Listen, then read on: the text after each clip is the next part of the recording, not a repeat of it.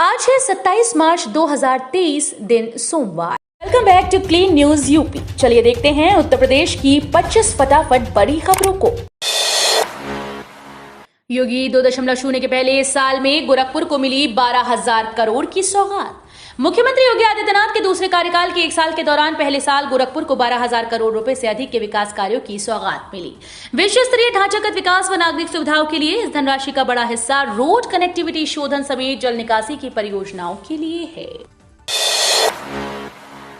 CM Yogi Adityanath बोले, प्रयागराज कुंभ से पहले पूरा कराएंगे गंगा एक्सप्रेसवे का काम। मुख्यमंत्री योगी ने कहा कि पूर्वी उत्तर प्रदेश आज पूर्वांचल एक्सप्रेसवे और बुंदेलखंड एक्सप्रेसवे के साथ जुड़ चुका है। पश्चिमी यूपी को मध्य यूपी और पूर्वी यूपी से जोड़ने के लिए गंगा एक्सप्रेसवे का काम तेजी से चल रहा है। हमारा प्रयास है प्रयागराज कुंभ 2025 से पहले गंगा एक्सप्रेसवे का काम पूरा हो जाए। कुंभ में गंगा एक्सप्रेसवे श्रद्धालुओं का स्वागत करें। योगी 2.0 के 1 वर्ष पूरा होने के मौके पर आयोजित पत्रकार वार्ता में मुख्यमंत्री ने कहा कि सभी जिला मुख्यालय में सरकार रिंग रोड बना रही है।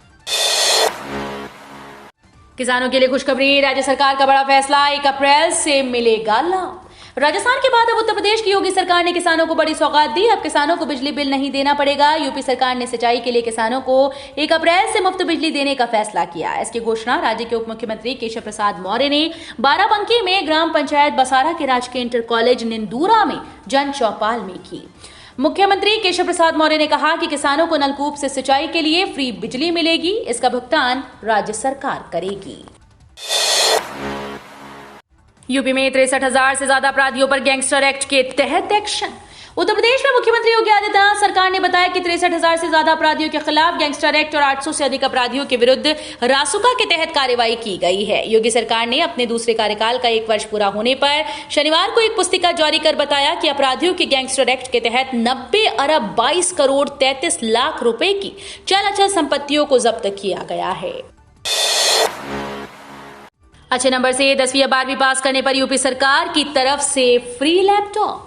उत्तर प्रदेश में मेधावी विद्यार्थियों को लेकर कई स्कीम्स चलाई जाती हैं। ऐसी ही एक योजना के तहत यूपी सरकार अच्छे नंबरों से 10वीं और 12वीं पास करने वाले युवाओं को फ्री लैपटॉप देती है।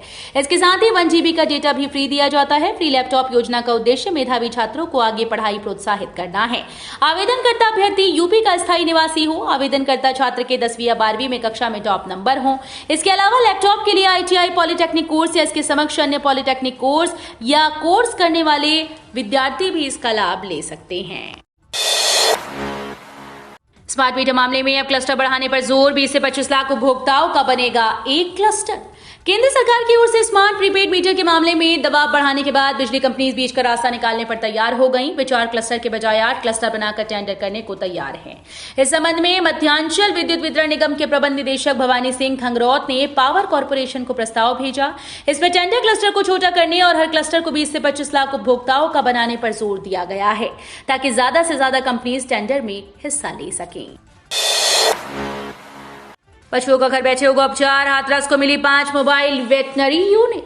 पशुधन स्वास्थ्य एवं रोग नियंत्रण योजना के अंतर्गत 201 करोड़ की लागत से 502 मोबाइल वेटनरी यूनिट का फ्लैग ऑफ और टोल फ्री नंबर 1962 का शुभारंभ मुख्यमंत्री योगी आदित्यनाथ ने लखनऊ से किया।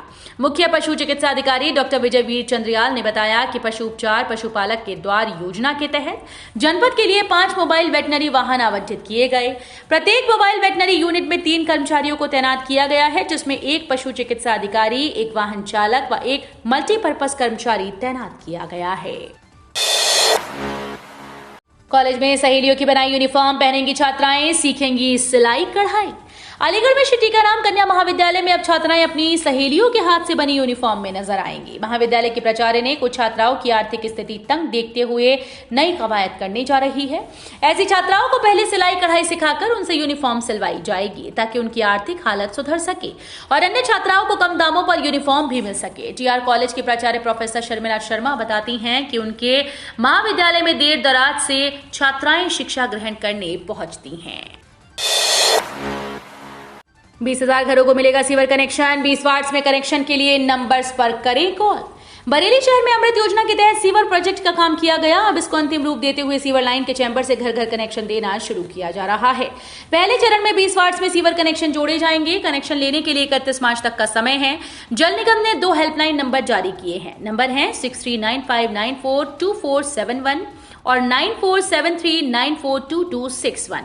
इन नंबर्स पर लोगों को अपनी डिटेल देनी होगी। नाम, पता और भवन स्वामी का पूरा नाम इन नंबर्स पर कॉल करके बताना होगा। 1.25 लाख लोगों को सीधा इसका फायदा होगा। राहुल और अखिलेश को योगी ने फिर छोड़ा पीछे। ट्विटर पर 2,40,00,000 से ज्यादा हुए सीएम के फॉलोअर्स। मुख्यमंत्री योगी आदित्यनाथ अब मशहूर सोशल नेटवर्किंग साइट ट्विटर पर भी 2,40,00,000 यानी 24 मिलियन फॉलोअर्स के साथ लोकप्रिय नेता के रूप में उभरे हैं। इस मामले में उन्होंने रविवार को अपने प्रतिद्वंदी अखिलेश यादव को पहले से काफी पीछे छोड़ रखा है। इसके अलावा कांग्रेस नेता राहुल गांधी भी ट्विटर पर फॉलोअर्स के मामले में योगी आदित्यनाथ जी से पीछे हैं। बरेली से जयपुर के लिए फ्लाइट शुरू, पर्यटन कारोबार भरेगा उड़ान। मुंबई और बेंगलुरु की उड़ान के बाद बरेली से जयपुर के लिए हवाई सेवा शुरू हो गई है। रविवार की सुबह 11:40 पर बरेली एयरपोर्ट से जयपुर की पहली फ्लाइट से उड़ान भरी है। जयपुर से ये फ्लाइट तय समय से 10 मिनट पहले 11 बजे यहां लैंड हुई थी। इस फ्लाइट से 15 यात्री यहां आए।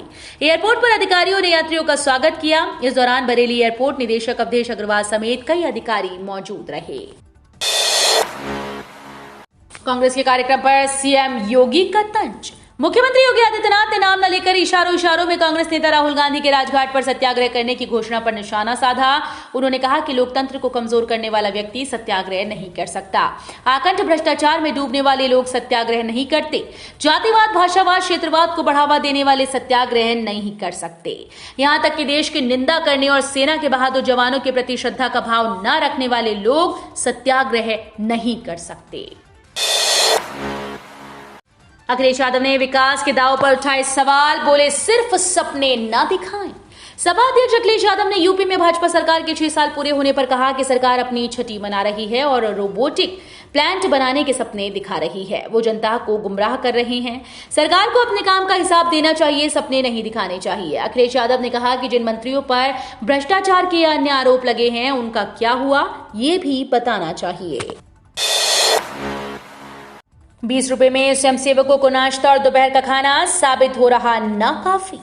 6-7 घंटे तक राष्ट्रीय सेवा योजना के स्वयंसेवक शिविर स्थल के आसपास गांव और मोहल्ले में साफ सफाई और लोगों को जागरूक करते हैं, लेकिन उन पर नाश्ता और दोपहर के खाने के नाम पर केवल 20 रुपए खर्च किए जाते हैं, जो नाकाफी बताए जा रहे हैं। राजा महेंद्र प्रताप सिंह राज्य विश्वविद्यालय संबद्ध अलीगढ़, एटा, कासगंज और हाथरस में एनएसएस की 40 इकाइयां हैं। हर इकाई में 100-100 स्वयंसेवक हैं। स्वयंसेवकों के लिए 2 शिविर लगते हैं। इनमें एक विशेष शिविर दिन का होता है, जबकि दूसरा दिन और रात का होता है। जस्टिस प्रीतंकर दिवाकर इलाहाबाद हाईकोर्ट के नए चीफ जस्टिस बने। राज्यपाल ने दिलाई शपथ। इलाहाबाद हाईकोर्ट के मुख्य न्यायमूर्ति के रूप में वरिष्ठ न्यायमूर्ति प्रीतंकर दिवाकर को रविवार को उत्तर प्रदेश की राज्यपाल आनंदीबेन पटेल ने शपथ दिलाई। शपथ ग्रहण समारोह चीफ जस्टिस की कोर्ट में संपन्न हुआ। इस अवसर पर प्रदेश सरकार की तरफ से मंत्री सुरेश खन्ना, चीफ सेक्रेटरी उत्तर प्रदेश महाधिवक्ता अजय मिश्रा, अपर महाधिवक्ता एमसी चतुर्वेदी, नीरज त्रिपाठी, मनीष गोयल और न्यायिक अधिकारियों के अलावा बड़ी संख्या में वरिष्ठ व जूनियर वकील उपस्थित रहे। बरेली जेल से अतीक अहमद के भाई अशरफ को प्रयागराज ले जा सकती है पुलिस। बरेली जिला जेल में बंद अशरफ को प्रयागराज पुलिस ले जा सकती है। बता दें कि माफिया अतीक अहमद का भाई खालिद असीम उर्फ अशरफ करीब 2.5 साल से बरेली जेल में बंद है। राजूपाल हत्याकांड में अतीक अहमद और अशरफ मुख्य आरोपी हैं। प्रयागराज में राजूपाल हत्याकांड के बाद गवाह उमेश पाल का अपहरण कर लिया गया था। करौली बाबा ने रिटायर्ड एएसआई से ठगे 1.5 लाख रुपए। यूपी के करौली वाले बाबा पर एमपी के छतरपुर निवासी रिटायर्ड एएसआई ने झांसा देकर ठगी का आरोप लगाया। रिटायर्ड एएसआई संतोष भदौरिया का आरोप है कि करौली वाले बाबा ने बीमारी ठीक करने के नाम पर उनसे 1.5 लाख रुपए ठग लिए। भदौरिया ने 20 मार्च को बाबा के आश्रम में हवन कराया था। हवन कराने से उन्हें बीमारी में कोई फायदा नहीं हुआ। भदौरिया ने सवाल उठाया तो बाउंसर्स ने उन्हें बाहर निकाल दिया। लखीमपुर खीरी में कोरोना से मचा हड़कंप। कस्तूरबा गांधी स्कूल की 37 छात्राएं संक्रमित। कोरोना वायरस के बढ़ते संक्रमण के बीच उत्तर प्रदेश के लखीमपुर खीरी से बड़ी खबर सामने आई। जिले के कस्तूरबा गांधी आवासीय बालिका विद्यालय की 37 छात्राएं कोरोना संक्रमित मिली। रात आई रिपोर्ट में इन छात्राओं में संक्रमण की पुष्टि हुई, जिससे विद्यालय और स्वास्थ्य विभाग में हड़कंप मच गया। सारस के बदल डाले 3 जिले। आरिफ से जुदा दोस्त अब चिड़ियाघर में काटेगा एकांतवास। अमेठी रायबरेली के बाद भेजा कानपुर। अमेठी के आरिफ और उसके दोस्त यानी पक्षी सारस को अब कानपुर के चिड़ियाघर में रखा जाएगा। उत्तर प्रदेश के वन विभाग ने सारस को पकड़ा था, उसके बाद उसे रायबरेली के समसपुर पक्षी विहार ले जाया गया था। अब पक्षी को कानपुर चिड़ियाघर में भेज दिया गया। चिड़ियाघर में सारस को 15 दिन के लिए एकदम से एकांतवास में रखा जाएगा। कानपुर चिड़ियाघर के डॉक्टर अनुराग सिंह का कहना है कि डायरेक्टर के सिंह के निर्देश पर सारस पक्षी को अभी 15 दिनों तक एकांत में रखा जाएगा ताकि उसका स्ट्रेस कम किया जा सके। सरकार उठा सकती है बड़ा कदम, इस गैस के लिए कीमतें हो सकती हैं फिक्स। केंद्रीय मंत्रिमंडल जल्द देश में उत्पादित प्राकृतिक गैस के मूल्य की सीमा तय करने पर विचार करेगा। इस कदम का मकसद सीएनजी से लेकर उर्वरक कंपनीज के लिए उत्पादन की लागत को कम करना है। सूत्रों ने ये जानकारी दी। सरकार 1 साल में 2 बार स्थानीय रूप से उत्पादित प्राकृतिक गैस की कीमतें तय करती है, जिसे वाहनों में उपयोग के लिए सीएनजी में और रसोई में इस्तेमाल के लिए पाइप वाली गैस में बदला जाता है। केंद्रीय कर्मचारियों को मिलेगा 2 महीने का एरियर, बढ़कर आएगी सैलरी। सरकार केंद्रीय कर्मचारियों को 2 महीने का एरियर भी देगी, क्योंकि डीए और डीआर में हुई बढ़ोतरी 1 जनवरी से लागू मानी जाएगी। इस वजह से जनवरी और फरवरी का बढ़ा हुआ डीए एरियर के रूप में मिलेगा, यानी कर्मचारियों के मार्च की सैलरी बढ़कर आएगी। डीए में इस बढ़ोतरी के बाद सरकार पर हर साल 12,815 करोड़ रुपए का वित्तीय भार पड़ेगा। सरकार हर 6 महीने पर कर्मचारियों के डीए में इजाफा करती है। स्कूली छात्रों के लिए राहत भरी खबर, अवकाश की घोषणा, बंद रहेंगे स्कूल। स्कूली छात्रों के लिए राहत भरी खबर है। 1 से लेकर 10वीं तक के स्कूल में अवकाश की घोषणा की गई, जिसका लाभ छात्रों को मिलेगा। इसके लिए पूर्व में भी आदेश जारी किए जा चुके हैं। उत्तर प्रदेश सहित देश के विभिन्न राज्यों में 30 मार्च दिन गुरुवार को रामनवमी के उपलक्ष्य पर स्कूल में अवकाश घोषित किया गया। सार्वजनिक अवकाश होने की स्थिति में ये अवकाश छात्रों सहित शिक्षकों पर भी लागू होंगे। टोल प्लाजा में स्थानीय लोगों के लिए फ्री वाला पास होगा जारी। नितिन गडकरी ने कहा कि अक्सर हाईवे के किनारे रहने वाले लोगों की शिकायत होती थी कि उन्हें एक गांव से दूसरे गांव में जाने के लिए भी टोल देना पड़ता है, जबकि वो आसपास ही रहते हैं। इस समस्या के समाधान पर भी काम किया जाएगा।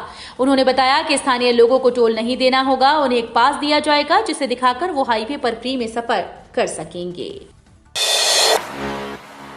यूपी बोर्ड में 2.36 करोड़ उत्तर पुस्तिकाओं का मूल्यांकन पूरा, 82 लाख शेष, जल्द रिजल्ट की उम्मीद।